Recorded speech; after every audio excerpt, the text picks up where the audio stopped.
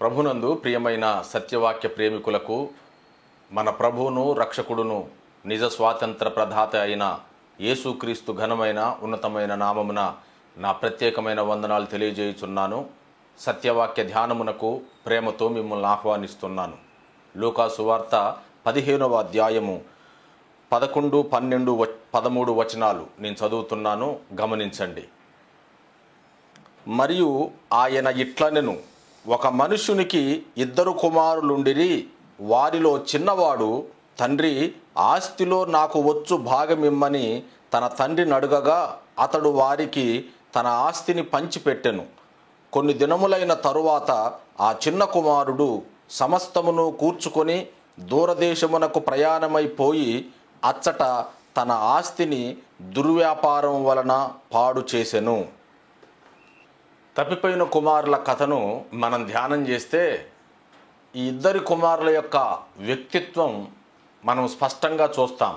ఈ 2 కుమారులలో మనల్ని మనం కూడా స్పష్టంగా చూసుకోగలుగుతాం. సాధారణంగా దీనిని తప్పిపోయిన కుమారుని కథ అంటారు. తప్పిపోయిన కుమారుని కథ. కానీ తప్పిపోయిన కుమారుల కథ ఎందుకు అనంటే, పెద్దవాడు ఇంట్లో ఉండి కూడా తప్పిపోయాడు, చిన్నవాడు ఇంటిని విడిచి తప్పిపోయాడు. ఇంట్లో నుంచి వెళ్ళిపోయి తప్పిపోయిన వాడు చిన్నవాడు ఇంట్లో ఉంటూ కూడా తన తండ్రి మనసును అర్థం చేసుకోకుండా తన తమ్ముడు మీద కోపం, ఈర్ష్య, అసూయ కలిగి తప్పిపోయిన వాడు పెద్దవాడు. ఇద్దరూ తప్పిపోయిన వారే. వాస్తవంగా తప్పిపోయిన కుమారుని కథ లేదా తప్పిపోయిన కుమారుల కథ అని అనకూడదు. తండ్రి ప్రేమను కనబరిచే కథ ఇది, ఉపమానం ఇది. మనం హైలైట్ చేయాల్సింది తండ్రి ప్రేమను. కానీ తప్పిపోయిన కుమారుణ్ణి లేదా పాపిని మనం సెంటర్ చేసి మాట్లాడతాం.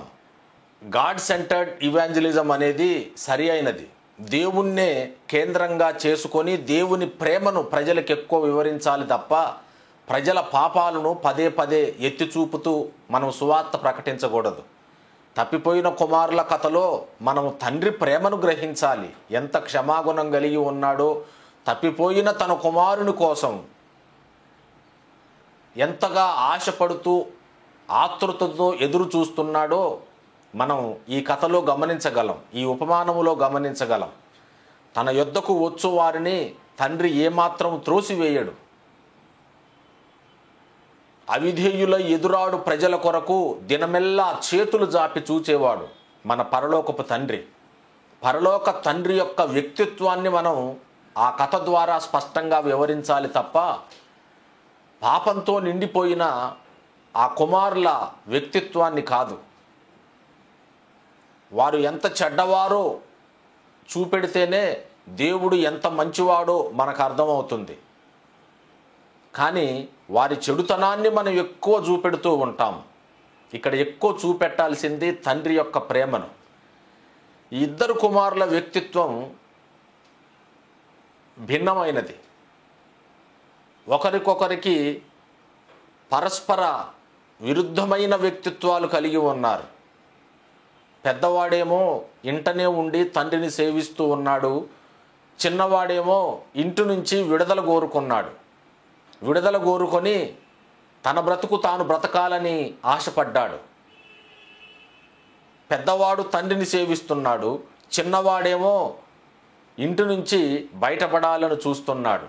ఇల్లు ఒక చెరసాలలాగా ఉంది. చిన్న కుమారుడికి ఇల్లు చెరసాలలాగా ఉంది. ఏమో తండ్రి క్రమశిక్షణకు లోను చేస్తూ ఉన్నాడేమో, అన్నకి లోబడాల్సి వస్తుందేమో, అన్నకి లోబడుతూ పెద్దలను గౌరవిస్తూ తాను జీవించాలి గనక ఆ రూల్స్ రెగ్యులేషన్స్ చిన్న కుమారుడు తట్టుకోలేకపోయాడేమో. ఒక జైల్లో ఉన్నట్లుగా తాను ఫీల్ అయ్యాడు. తన ఇల్లు తనకొక బందీఖానాలాగా అనిపించింది, ఒక చెరసాలలాగా అనిపించింది. యవనంలో ఉన్న పిల్లలు అలానే అనుకుంటారు కదా. క్రమశిక్షణకు లోను చేస్తూ ఉంటే వారు ఏమాత్రం గిట్టరు, వారు ఏమాత్రం సహించరు. ఓ మాట ఉంటుంది, you can rarely find a humble young man and satisfied old man. అంటే దీనుడై ఉన్న యవనుణ్ణి, సంతృప్తి కలిగి ఉన్న వృద్ధుణ్ణి మనం చూడలేం, అరుదుగా కనుగొంటాం. యవనుడుగా ఉన్నప్పుడు తాను ఏదైనా చేయుటకు శక్తిమంతుడు అని తాను భ్రమిస్తాడు. తాను సాధించలేనిది ఏమీ లేదు, తాను అనుకున్న దాన్ని తాను సాధించగలడు అనే ఒక హోప్ కలిగి ఉంటాడు. తన మీద తనకు ఒక గొప్ప భరోసా ఉంటుంది, నేనేదైనా సాధించగలను అని. ఎవరికి లోబడడు యవనస్తుడు, లోబడడు. దేవుని ఆత్మచేత నింపబడిన వాడు తప్ప విధేయత అనే సుగుణాన్ని నేర్చుకోలేడు. అన్నకి లోబడాలి, తండ్రికి లోబడాలి. ఈ కాలంలో ఎవరు లోబడట్లేదు. కుటుంబ విలువలు పతనం అయిపోతున్నాయి. ప్రతి ఒక్కరూ కూడా స్వతంత్రంగా ఉండాలని చూస్తున్నారు, స్వేచ్ఛ స్వతంత్రాలను కోరుకుంటున్నారు. ఈ చిన్న కుమారుడు ఇంటి నుంచి వెళ్ళిపోవాలనుకున్నాడు. తండ్రి దగ్గరకు వచ్చి అడిగాడు, తండ్రి ఆస్తిలో నాకు వచ్చు భాగం ఇమ్మని అడిగాడు. నాకు వచ్చు భాగం. ఇందులో కొంచెం ఇంగిత జ్ఞానం పనిచేసింది. తనది గాంధేం కోరుకోవట్లేదు, తనదే ఇమ్మంటున్నాడు. తన అన్నది కూడా ఇమ్మనట్లేదు. తనది కాందాన్ని తాను కోరుకోవట్లేదు.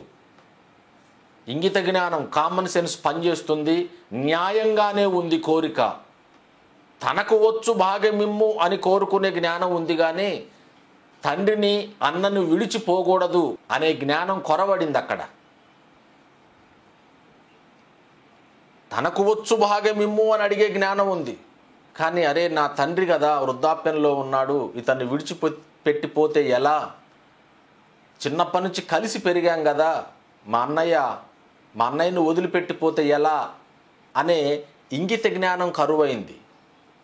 న్యాయబద్ధమైన కోరికను అడిగే తెలివి ఉంది, కానీ తన తండ్రిని విడిచిపెట్టి పోకూడదు అనే తెలివి మాత్రం లేదు. ఎంత ప్రమాదకరమైన పరిస్థితి. తనకు వచ్చు భాగం ఇమ్మన్నాడు, విడుదల కోరుకున్నాడు, స్వేచ్ఛగా ఉండాలనుకున్నాడు. తన జీవితంలో ఇదిగో కష్టాలు అప్పుడే మొదలయ్యాయి. తన ఇంటికంటే దూరదేశమే తనను ఎక్కువగా ఆకర్షించింది. క్రమశిక్షణకు లోను చేస్తున్నప్పుడు పిల్లలు ఇల్లు వదిలి వెళ్ళిపోవాలనుకుంటారు. ఇదొక విచిత్రం. మనం ఎక్కువ ప్రేమను పొందుకునేది మన గృహంలోనే. మన తల్లిదండ్రుల కంటే, మన అన్నదమ్ముల కంటే, మన అక్కచెల్లెల కంటే మనల్ని ఎక్కువ ఎవరు ప్రేమించరు. మనం ఎక్కువ ప్రేమను పొందేది మన ఇంట్లోనే. మనం ఎక్కువగా విడిచిపోవాలనుకునేది కూడా మన ఇంటినే కదా. మన అంతరంగంలో ఆ ఆలోచన గూడు కట్టుకొని ఉంటుంది, ఎప్పుడు ఇంట్లో నుంచి బయటపడదామా అని. ఎందుకంటే ఇంట్లో క్రమశిక్షణ ఉంటుంది, ఇంట్లో విలువలు పద్ధతులు నేర్పించబడతాయి. తల్లిదండ్రులు, అన్నయ్యలు, అక్కయ్యలు వారికంటే వారింట్లో ఉన్న చిన్నవారిని క్రమశిక్షణకు లోను చేస్తూ ఉంటారు. ఈ క్రమశిక్షణ అనేది వారి మంచి కోసమే, వారిని అణిచివేయాలని కాదు. అణిచివేయాలని ఏమాత్రం కాదు. భవిష్యత్తులో వారు బాగుండాలని కొన్ని విలువలు పద్ధతులు నేర్పిస్తారు.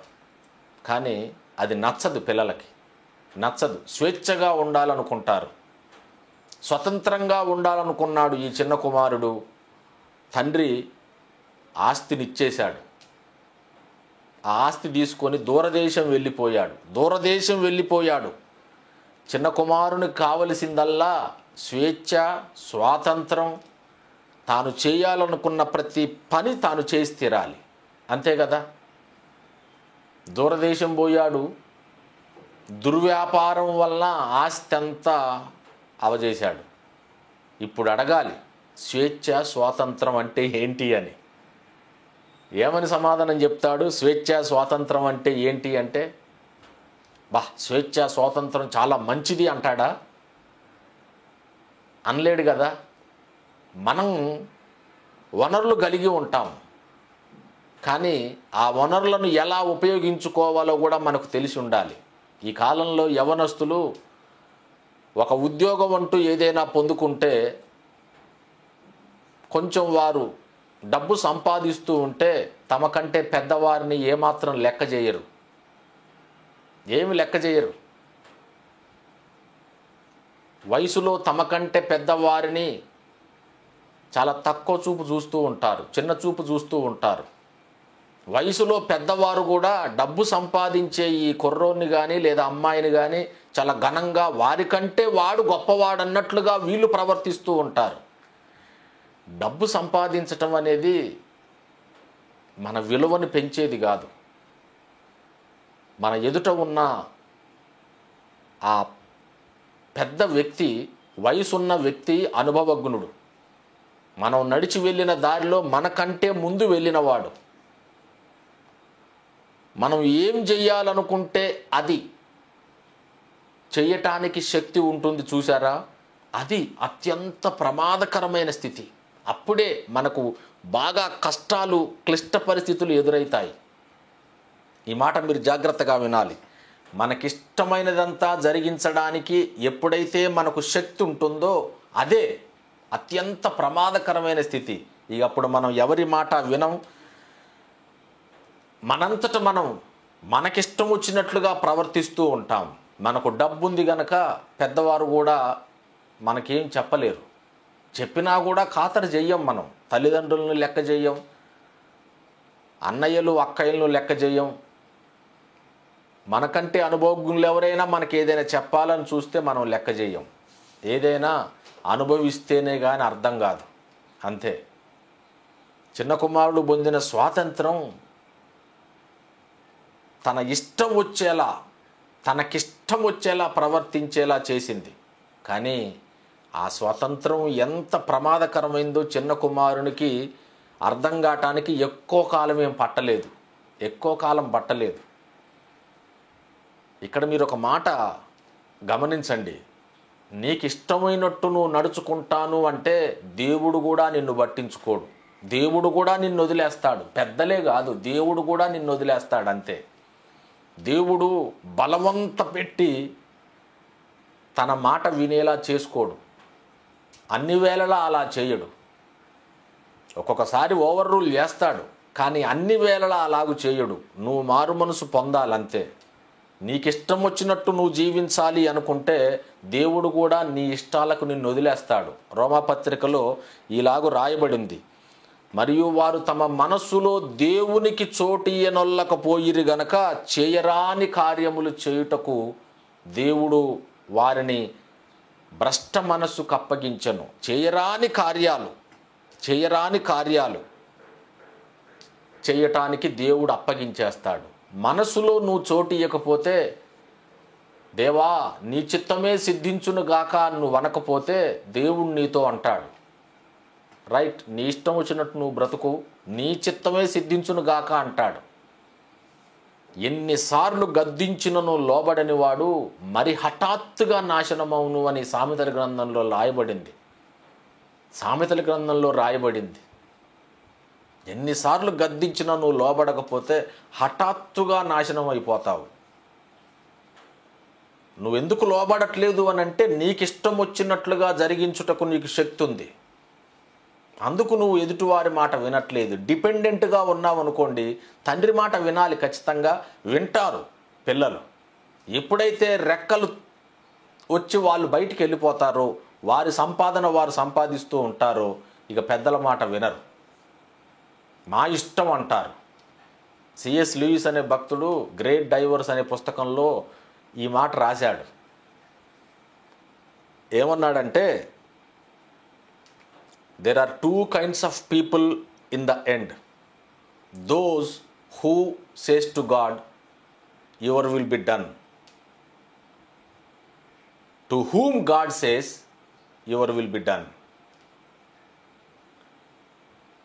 చివరికి రెండు రకాల ప్రజలే మిగులుతారట. ఒకరేమో దేవా నీ చిత్తమే సిద్ధించునుగాక, నీ ఇష్టమే సిద్ధించునుగాక అంటారట. దేవుడే ఇంకొకరితో అంటాడట, నీ ఇష్టం నీ చిత్తమే సిద్ధించును, నీకు ఇష్టం వచ్చినట్టు చేసుకో అంటాడట. Those who say to God your will be done and those to whom God says your will be done. జాగ్రత్త పడదాం. 2 రకాల ప్రజలు ఉంటారు. మనం మన ఇష్టం వచ్చినట్టు చేసుకుంటామా, లేదా దేవుని చిత్త ప్రకారం జీవిస్తామా అనేది మన మీదనే ఆధారపడి ఉంటుంది. నీ ఇష్టం వచ్చినట్లుగా నువ్వు చేసుకుంటాను అని అంటే దేవుడు కూడా నిన్ను వదిలేస్తాడు. నువ్వెలా ప్రవర్తిస్తావో నీ స్వభావాన్ని పరీక్షించటానికి దేవుడు నిన్ను వదిలేస్తాడంతే. హిజ్కియా విషయంలో కూడా దేవుడు హిజ్కియాను వదిలేసినట్టుగా చూస్తాం. అంటే తాను ఏం చేస్తాడో చూద్దామని వదిలేశాడు, తన హృదయాన్ని పరీక్షించటానికి.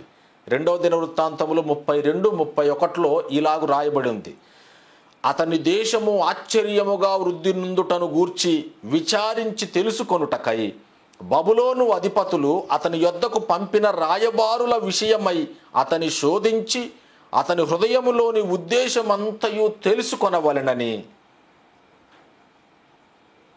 దేవుడు అతనిని విడిచిపెట్టెను. దేవుడు విడిచిపెట్టాడు. తన హృదయంలోని ఉద్దేశమంతా తెలుసుకోవాలి అని దేవుడు విడిచిపెట్టాడంతే. దేవుడు నిన్ను విడిచిపెడతాడు. నీకు ఇష్టం వచ్చినట్లుగా నువ్వు జీవిస్తాను అని అంటే నిన్ను విడిచిపెడతాడు. నిన్ను పరీక్షించటానికి కూడా నీకు అవకాశాలు కలగజేస్తాడు ఆయన, నువ్వు ఎలాగుంటావు అని. నిన్ను పరీక్షించటానికి, నీ స్వభావం ఎలా ఉందో పరీక్షించటానికి కూడా నీకు ఆయన అవకాశాలు కల్పిస్తాడు. నువ్వు దేవునిని ప్రేమిస్తావా, పాపాన్ని ప్రేమిస్తావా? నీవు దేవునికి లోబడి దేవునికి విధేయుడవై జీవిస్తావా, నీ ఇష్టం వచ్చినట్టు స్వేచ్ఛా స్వతంత్రాలు కలిగి జీవిస్తావా? నిన్ను పరీక్షించటానికి దేవుడు అనువైన పరిస్థితులను కలగజేస్తాడు. అక్కడే నీ నిజమైన స్వభావం బయటపడుతుంది. స్వేచ్ఛా స్వతంత్రాలు కలిగి ఉండటం తప్పు కాదు, కానీ ఇక్కడ ఒక డిఫరెన్స్ గమనించాలి. A lot of difference is there.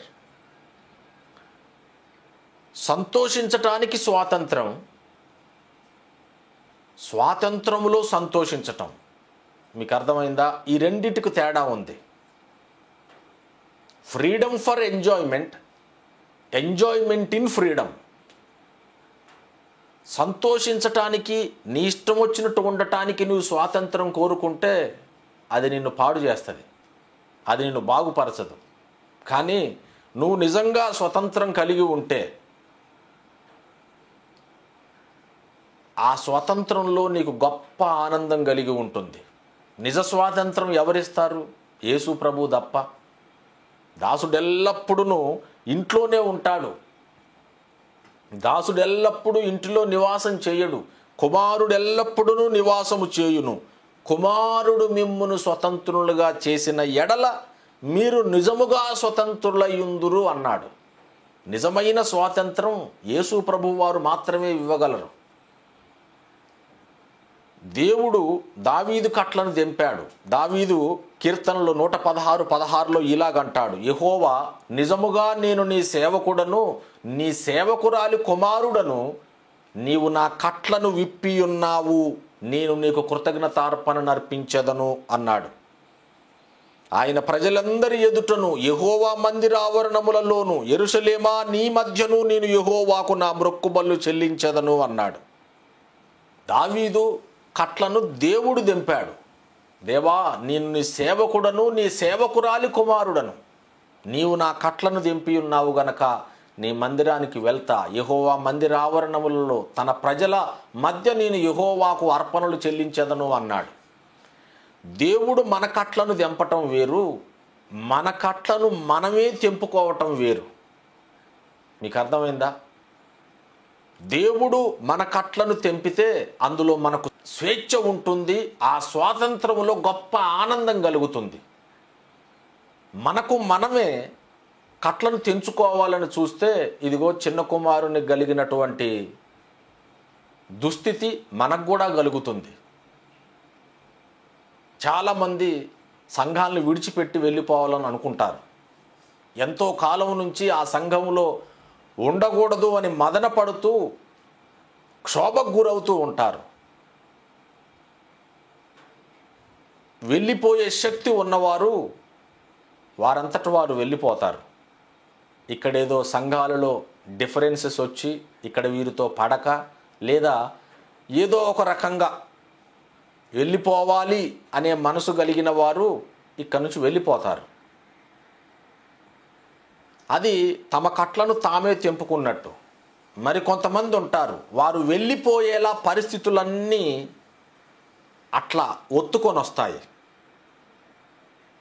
సహజ సిద్ధంగా సులువుగా ఆ సంఘాల నుంచి బయటపడతాం. ఎర్ర సముద్రం లేచి గోడలుగా నిలిచింది. మైదానములో నడిచినట్లుగా ఇశ్రాయేలీయులు ఎర్ర సముద్రంలో నడిచిపోయారు. అంటే అక్కడ అద్భుతం జరుగుతుంది. సులువుగా ఆ అబద్ధ బోధల నుంచి లేదా ఆ అబద్ధ సంఘాల నుంచి బయటకు వచ్చేస్తాం. దేవుడు కట్లు విప్పటం వేరు, నీ కట్లు నువ్వు విప్పుకోవాలనుకోవటం వేరు. మరి కొంతమంది ఉంటారు, వారి కట్లు వాళ్ళు విప్పుకోవాలా, వెళ్ళిపోవాలని చూస్తారు. వారి కష్టాలు ఉంటాయి ఖచ్చితంగా. మీకు అర్థమవుతుందా? చిన్న కుమారుడు పొందిన స్వాతంత్రానికి దావీదు పొందిన స్వాతంత్రానికి చాలా తేడా ఉంది. ఎప్పుడైతే దేవుడు మన కట్లను విప్పుతాడో అప్పుడు మనం దేవుని పిల్లలతో కలిసిపోతాం. మీకు అర్థమైందా? చిన్న కుమారుడు తన కలిగిన స్వాతంత్రాన్ని దుర్వినియోగం చేసుకున్నాడు, ఒంటరివాడైపోయాడు. తన ఇంటి నుండి తాను పొందిన స్వాతంత్రం అనేది తనను దాసత్వంలోనికి నడిపించింది తప్ప తనకు విడుదలను ఇవ్వలేదు, స్వాతంత్రాన్ని ఇవ్వలేదు. కానీ దావీదు కట్ల నుంచి విడిపించబడ్డాడు. దావీదు స్వతంత్రుడైపోయాడు. ఎప్పుడైతే మనం మన కట్లను దింపుకోవాలని చూస్తామో అది ఆశీర్వాదకరంగా ఉండదు. నువ్వు ఉన్న సంఘములో నీకు సంతోషం, ఆనందం లేదు. ఆ సంఘం వాక్యానుసారంగా నడవట్లేదు. ఓపిక పట్టు. నువ్వు వెళ్ళిపోయేలా దేవుడే ద్వారాలు తెరుస్తాడు. సులువుగా మైదానంలో నడిచినట్లు ఎర్ర సముద్రంలో నడిచారు చూసారా? అట్లా నువ్వు సులువుగా వెళ్ళిపోతావు. ఏమి గొడవలు, టెన్షన్లు, అల్లర్లు జరగవు. నువ్వు వెళ్ళిపోయేలా దేవుడే నీకు మార్గం సుగమం చేస్తాడు, నీకు ద్వారాలు తెరుస్తాడు, తలుపు నీ ఎదుట తెరిచి ఉంచుతాడు. నువ్వు విప్పుకోవద్దు కట్లు. దేవుని చిత్తం కోసం కనిపెట్టాలి.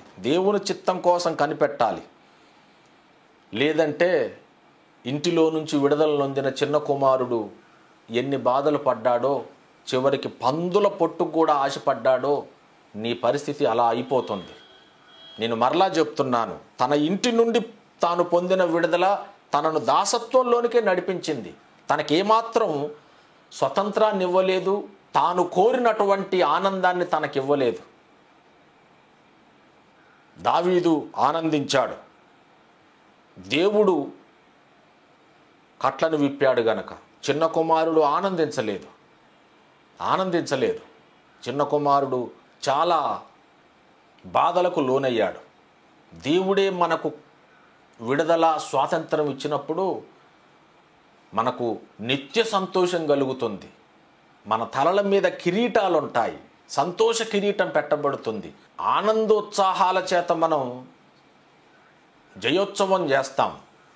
దాసుడుగా ఉంటే దాసుడుగా ఉండాలి, స్వతంత్రుడవైనా కూడా దాసుడుగా ఉండాలన్నాడు పౌలు. మీరు కొరింథీయులకు రాసిన పత్రిక 7వ అధ్యాయం 21-24 వచనాలు చూడండి.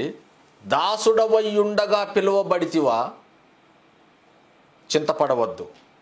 స్వతంత్రుడవగుటకు శక్తి కలిగినను దాసుడవై ఉండుటకే చూడుము. స్వతంత్రుడవగుటకు శక్తి నీకున్నా దాసుని మనస్తత్వం కలిగి ఉండటానికే చూడాలి.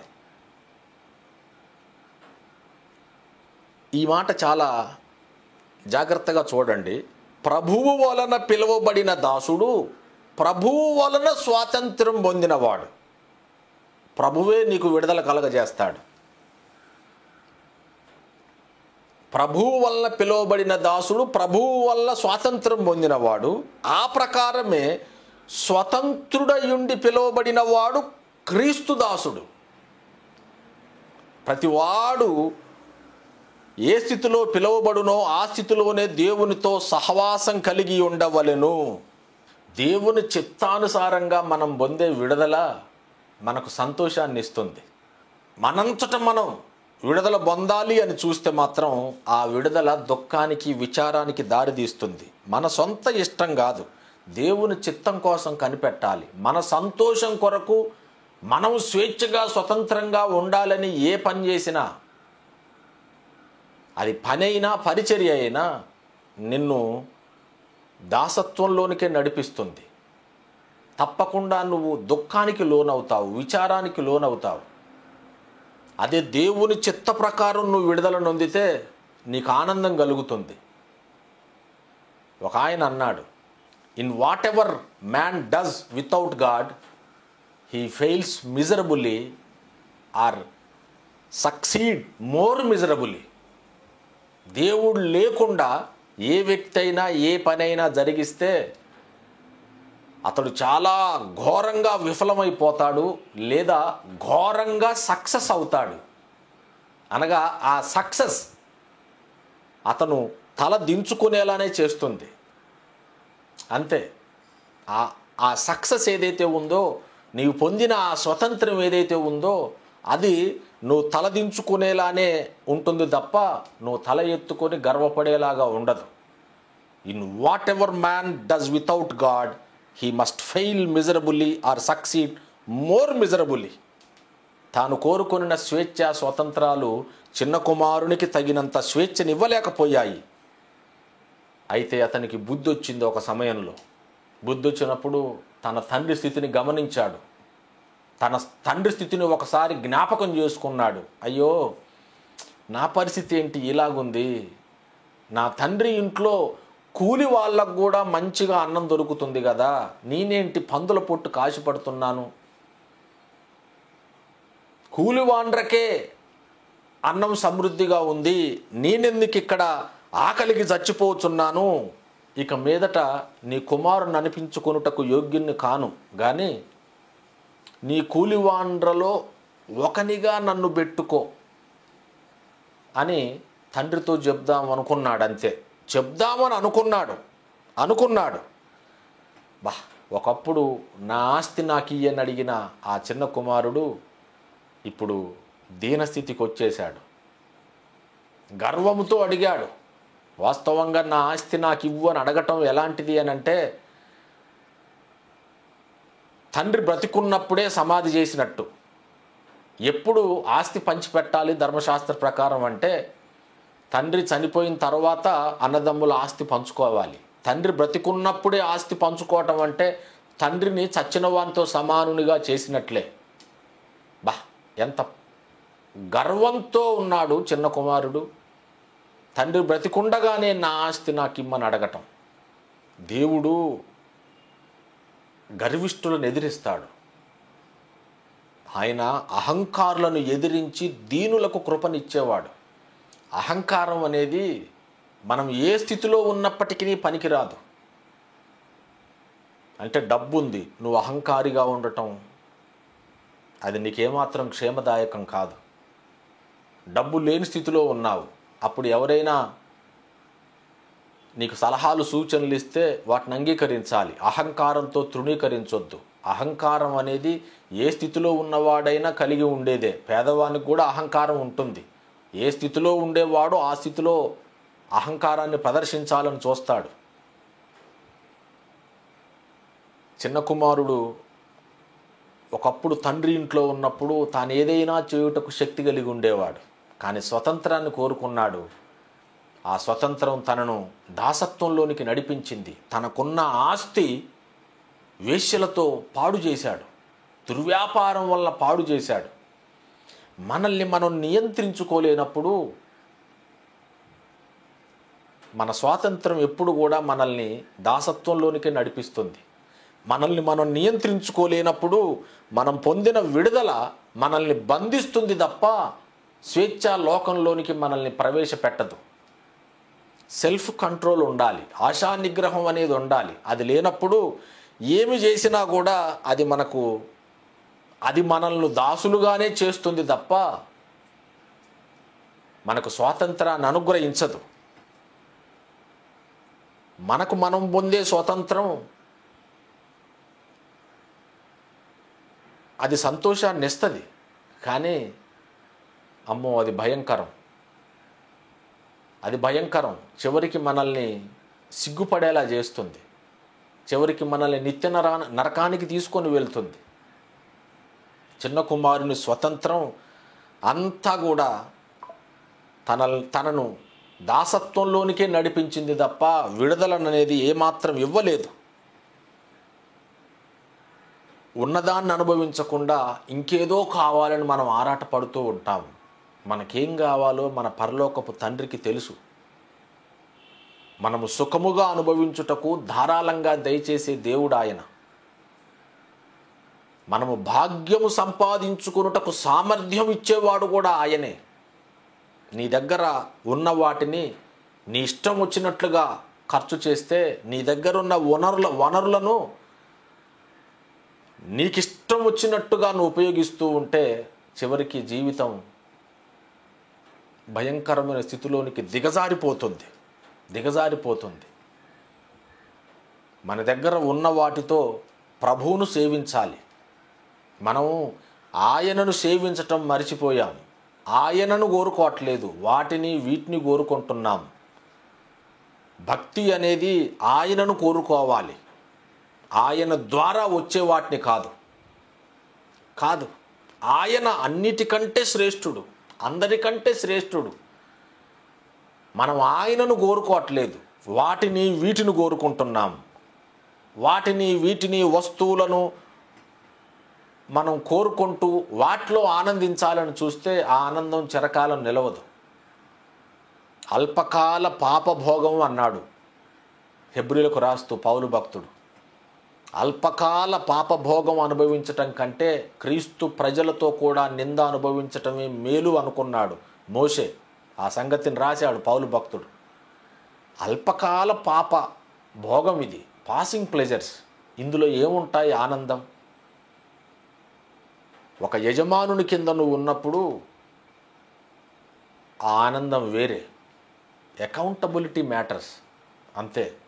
నేనెవరికి లెక్క అప్పగించాల్సిన అవసరం లేదు, నా మీద యజమానుడు ఎవరూ లేరు అని నువ్వు ఎప్పుడైతే అనుకుంటావో అప్పుడే నీ జీవితంలో కష్టాలు మొదలవుతాయి. నువ్వు లెక్క అప్పగించాలి అనే స్పృహ ఎప్పుడైతే కలిగి ఉంటావో అప్పుడు నిజమైన ఆనందం, సంతోషం నువ్వు పొందుతావు. ఎప్పుడైతే నీ పైనున్న వారికి లోబడాలి అనే ఆలోచన నువ్వు కలిగి ఉంటావో ఆ విధేయత అనేది నీకు సంపూర్ణ ఆనందాన్ని తీసుకొని వస్తుంది.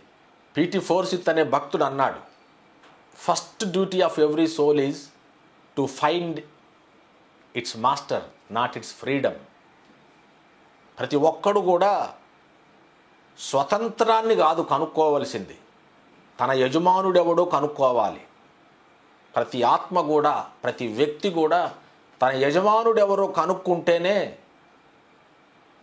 అప్పుడు సరిగా ప్రవర్తించగలడు, సరిగా ఆ ఆత్మ హద్దుల్లో ఉంటుంది. First duty of every soul is not to find its freedom but its owner, its master. నువ్వు ఎప్పుడైతే యేసును ప్రభువుగా అంగీకరిస్తావో, ఎప్పుడైతే యేసును నీ యజమానిగా పెట్టుకుంటావో, ఎప్పుడైతే నీ పైని నాయకులకు నువ్వు లోబడతావో అప్పుడు నువ్వు ఆనందంగా ఉండగలవు. లేదంటే నువ్వు పొందిన స్వాతంత్రం వ్యర్థం. ముందు మన యజమానుడెవరో కనుక్కోవాలి. మన యజమానుడెవరో మనం కనుక్కోకుండా స్వతంత్రాన్ని అనుభవించాలని మనం చూస్తే ఆ స్వతంత్రం నీకు ఒక చెర అవుతుంది, ఒక బందీకాన్ అవుతుంది. నీ ఇష్టం వచ్చినట్టు ప్రవర్తించడానికి నీకు హక్కు లేదు. నీకంటూ ఒక యజమానుడు ఉన్నాడు. నీకు శిరస్సుగా ప్రభు అయిన యేసుక్రీస్తున్నాడు. ఇక్కడ భూమి మీద సంఘములో నీ పైన నాయకులు ఉన్నారు. నాకు నాయకుడు ఎవరూ లేరు, నేనెవరికి లోబడను, నాకు ఇష్టం వచ్చినట్టు నేను జీవిస్తాను అని అంటే చివరికి చిన్న కుమారుని స్థితే నీకు కలుగుతుంది. ఇది చాలా ప్రమాదకరమైన పరిస్థితి. ఇక్కడ మీరు గమనించండి, చిన్న కుమారుడు తండ్రి ఇంటిని వదిలిపెట్టి వెళ్ళి లోకానికి దాసుడయ్యాడు. పెద్ద కుమారుడు ఇంట్లో ఉండి తండ్రిని సేవిస్తున్నాడు. తనకు తండ్రిదంతా తనదే, తనకు సమస్తం కలిగి ఉన్నాయి. అక్కడ వాడు లోకానికి దాసుడు, ఇక్కడ ఇతను తండ్రికి దాసుడు. తండ్రిని తన యజమానిగా ఎంచుకున్నాడు, తండ్రి క్రమశిక్షణకు లోబడుతున్నాడు. రెండు చోట్ల మనం దాసులుగానే ఉంటాం, కానీ ఇదిగో లోకంలో ఉన్న దాసత్వం అనేది మనల్ని నాశనం చేస్తుంది. తండ్రి ఇంట్లో ఉన్న మనం ఇక్కడ దాసులమే, కానీ ఇది మనల్ని హెచ్చిస్తుంది. ఇక్కడ మనం నిజమైన స్వాతంత్రాన్ని పొందుకుంటాం. మనం పాపమునకు దాసులం అయితే పాపం మనల్ని పరిపాలించి బానిసలుగా చూస్తుంది. అక్కడ నువ్వు బానిసగా బ్రతకాల్సి వస్తుంది, ఎవరి దగ్గరో పనిచేయాల్సి వస్తుంది. కానీ ఇక్కడ మనం తండ్రి దగ్గర సేవిస్తూ ఉంటాం, లేదా ప్రభువును నువ్వు సేవిస్తూ ఉంటావు. ప్రభువును నీ యజమానిగా పెట్టుకొని ఆయన ఆజ్ఞల ప్రకారం, ఆయన చిత్త ప్రకారం నడుచుకుంటూ ఉంటావు. ఇది నీకు భారంగా ఉండదు. ఆయన ఆజ్ఞలు నీకు బహు సులువుగా ఉంటాయి. ఆయన భారము నీకు బహు తేలిగ్గా ఉంటుంది. ప్రభువుని యేసుక్రీస్తునందు నువ్వు పొందే క్షమాపణ నిన్ను సంఘములో ఉంచుతుంది. ఇక్కడ సంఘములో ఉన్న నాయకత్వానికి నువ్వు లోబట్టం అనేది అది నీకు ఆశీర్వాదకరమే తప్ప అది నీకు ఉరి ఏమాత్రం కాదు. చిన్న కుమారుడు నన్ను క్షమించు తండ్రి అని ప్రాధేయపట్టానికి వచ్చాడు, క్షమాపణ పొందాడు. అప్పుడు తండ్రి తనలో దాచుకున్న ప్రేమంతా చూపెట్టాడు. తండ్రి గొప్పవాడండి, నిజం. తండ్రి ప్రేమ గొప్పది, అర్థం కాదు. యవన బిడ్డలు తండ్రిని ఒక చాదస్తపు వానిగా చూస్తారు. వారి మంచి కోరే తండ్రి వారిని క్రమశిక్షణకు లోను చేస్తున్నాడు అని వారు గ్రహించరు. ఎంతైనా క్రమశిక్షణ అనేది మనకు నచ్చని వ్యవహారం కదా. మన మీద ఎవరు యజమానులుగా ఉండటానికి మనం ఇష్టపడం, స్వేచ్ఛగా స్వతంత్రంగా ఉండటానికి చూస్తాం. ఇది అత్యంత ప్రమాదకరమైన స్థితి. నువ్వెవరికి అకౌంటబుల్, నువ్వెవరికి లెక్క చెప్పాలి, నీ పైన నాయకుడు ఎవరు? నేను మరలా జ్ఞాపకం చేస్తున్నాను, మనకిష్టం వచ్చినట్లుగా మనం జీవించటానికి మనకు శక్తి ఎప్పుడైతే వస్తుందో అప్పుడు మనం చాలా జాగ్రత్తగా ప్రవర్తించాలి. అది చాలా ప్రమాదకరమైన స్థితి. మనం కాలు జారే పరిస్థితిలో ఉన్న స్థితి అది. మనల్ని మనం నియంత్రించుకోవాలి, మనల్ని మనం క్రమశిక్షణకు లోను చేసుకోవాలి. నీ కట్లను దేవుడే విప్పినప్పుడు దావీదులాగా సంతోషించాలి. దేవుని ప్రజలతో నువ్వు సంతోషించాలి. నీ కట్లు నువ్వు విప్పుకోవటానికి ప్రయత్నం చేసి నువ్వు బయటికి వెళ్ళిపోతే ఆ విడుదల నిన్ను మరింత దాసత్వంలోనికి నడిపిస్తుంది. పందుల పొట్టుతో నువ్వు కడుపు నింపుకునేలా చేస్తుంది.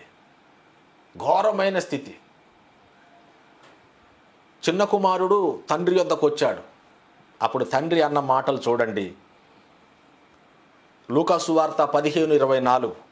ప్రశస్త్ర వస్త్రము త్వరగా తెచ్చి వానికి కట్టి వీని చేతికి ఉంగరం పెట్టి పాదములకు చెప్పులు తొడుగుడి, కొవ్విన దూడను తెచ్చి వధించుడి, మనము తిని సంతోషపడుదము.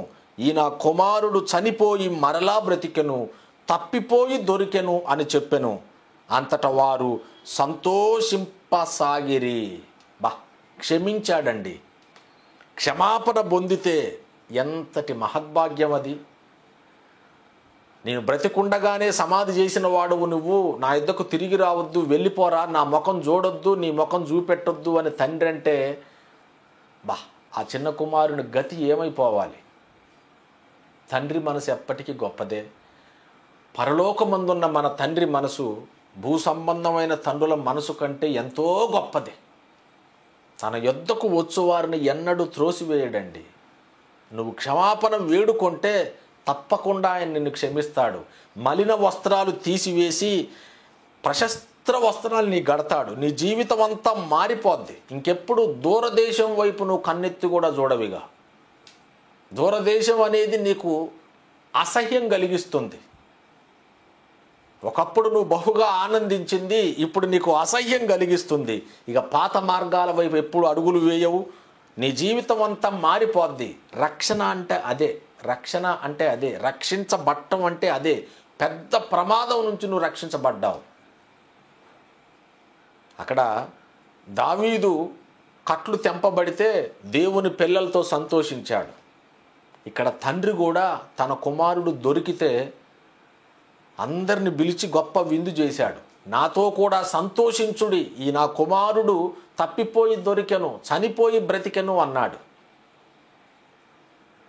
తప్పిపోయిన గొర్రె దొరికినప్పుడు కాపరి కూడా అలానే అన్నాడు కదా, ఇదిగో ఈ గొర్రె తప్పిపోయి దొరికింది కనుక మీరు రండి అని తన స్నేహితులను పొరుగు వారిని పిలిచి సంతోషించాడు.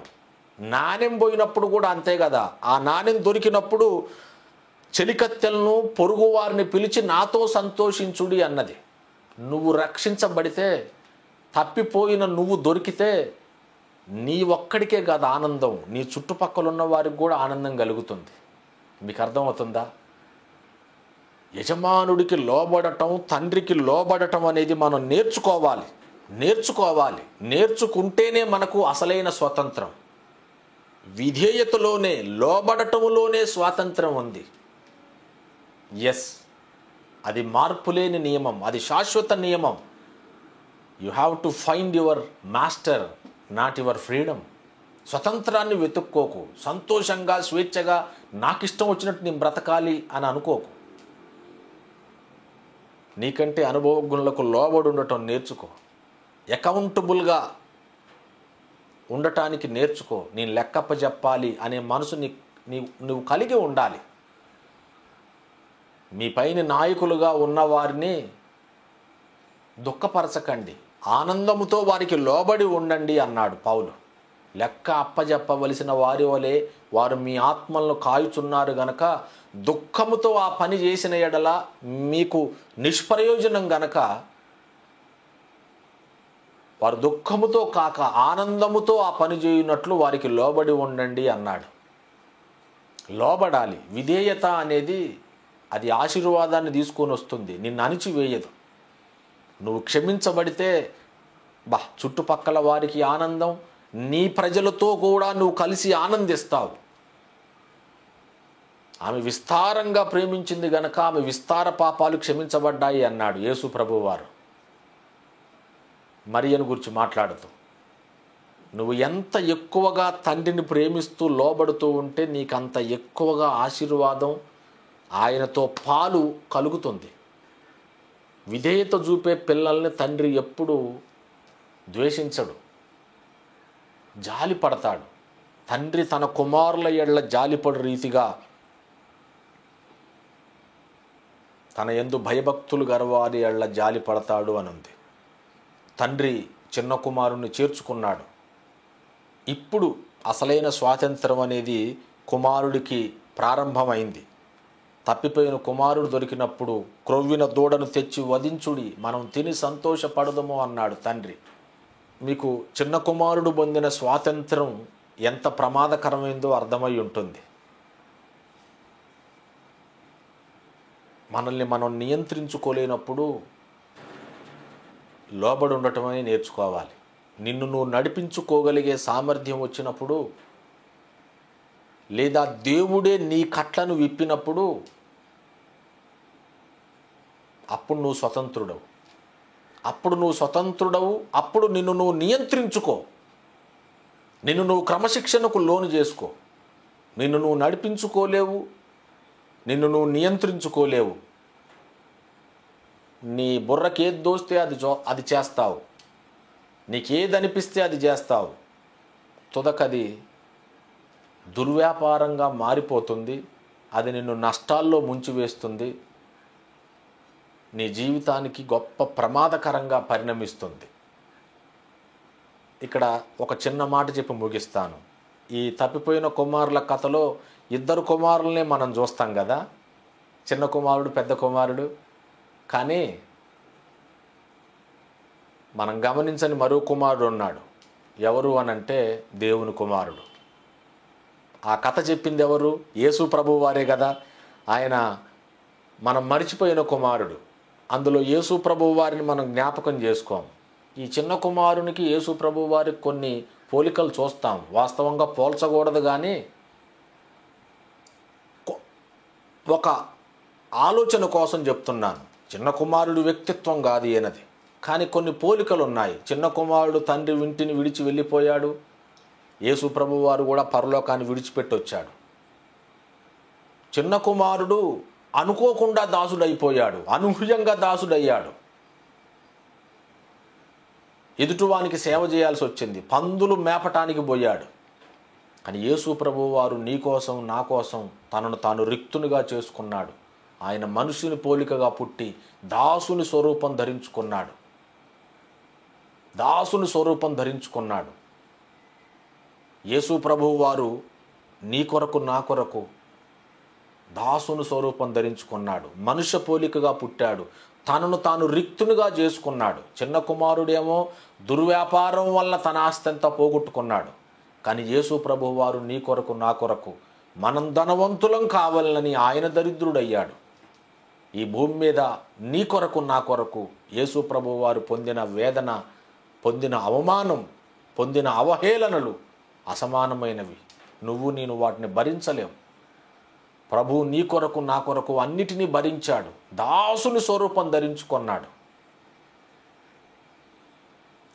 చిన్న కుమారుడు తండ్రి ఇంటికి ఆహ్వానించబడ్డాడు. యేసు ప్రభువు వారు కూడా తండ్రి దగ్గరికి వెళ్ళాడు. ఇక్కడేమో క్షమించి చేర్చుకున్నాడు తండ్రి, ప్రేమతోనే కానీ క్షమించాడు.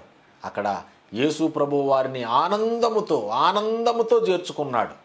తండ్రి చిత్తాన్నంతా నెరవేర్చి తండ్రి యొద్దకు వెళ్ళిన కుమారుడు దేవుని కుమారుడు. తండ్రి చిత్తానికి వ్యతిరేకంగా బ్రతికి సమస్తాన్ని పాడు చేసుకొని తిరిగి వచ్చిన కుమారుడు ఈ చిన్ని కుమారుడు. తండ్రి కుడిపార్శ్వమున ఆసీనుడయ్యాడు ఆయన. ఈ కుమారునికి చాలా తేడా ఉంది కదా. మన కొరకు దాసుడైన యేసు ప్రభువు వారిని మన యజమానిగా మనం అంగీకరిద్దాం. You have to find your master. That's your first duty. Freedom కోరుకోకు, స్వతంత్రాన్ని కోరుకోకు. ప్రభువు వలన నువ్వు స్వతంత్రుడవైతే స్వతంత్రుడిగా ఉండు, అంతే. నువ్వు ఏ స్థితిలో ఉంటే ఆ స్థితిలో ప్రభువుని మహిమపరచాలి. మనం విలువ పెట్టి కొనబడిన వారం. మన దేహములతో దేవుణ్ణి మహిమపరచాలి. మన యజమానిగా, మన ప్రభువుగా యేసును మనం మరి ఒకసారి మన హృదయాల మీద ప్రతిష్ఠించుకోవాలి. మన యజమానుడు ఆయన, మన కొరకు ప్రాణం పెట్టినవాడు ఆయన. ఆయన తప్ప నిజమైన స్వాతంత్రాన్ని మనకెవ్వరూ ఇవ్వలేరు.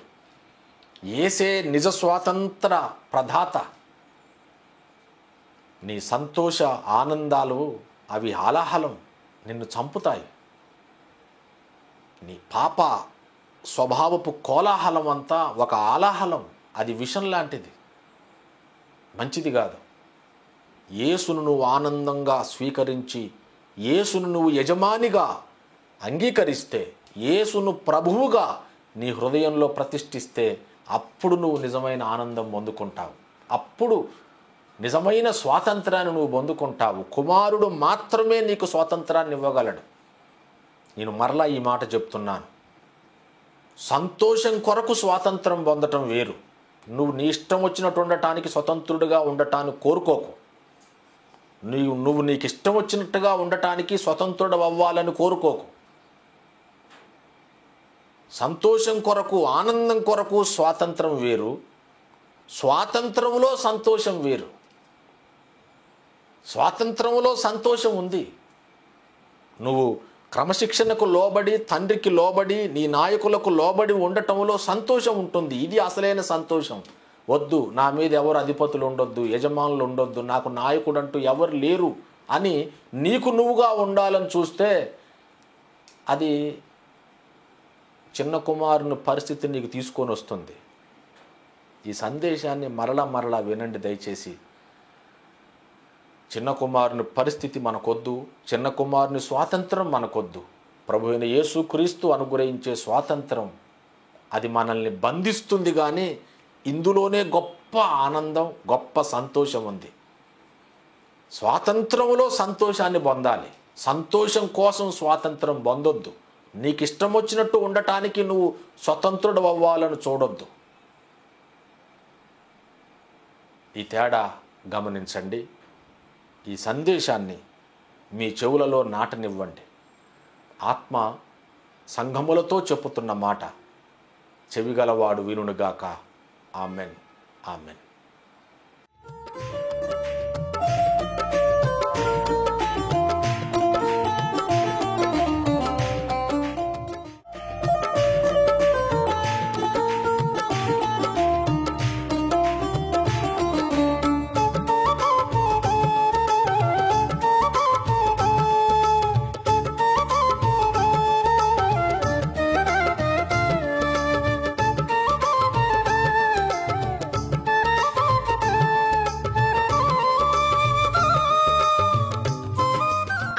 జీవితాలకు ఆశీర్వాదకరంగా, ఆదరణకరంగా దైవజనుడు సత్యనివాస్ గారిచే రచింపబడి ప్రచురింపబడుచున్న మా మాసపత్రిక సత్యప్రత్యక్షత.